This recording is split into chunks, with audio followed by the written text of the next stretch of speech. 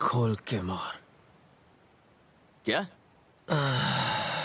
हथकड़ी खोल के मार।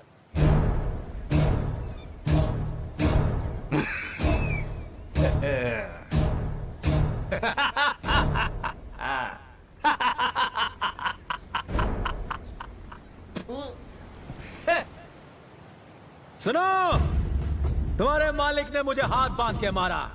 करने का बोला तो सोच रहा है। तूने मेरा हाथ तोड़ा और तेरे साथ इतने लोग हैं, फिर भी तू डर रहा है। साला डरपोक कहीं का। मेरा हाथ तोड़ने और इतने भाड़े के टट्टू होने के बाद भी तू मेरी हथकड़ी खोलने से डर रहा है ना? इसको कहते हैं डर। जमाल क्या कर रहे हो? गोली मारो इसे। Shoot him. He is a tricky guy. मैं कह रहा हूं मेरी बात मानो। Just shoot him. तुम इससे जीत नहीं सकते। मेरा मतलब खोल दो इसे।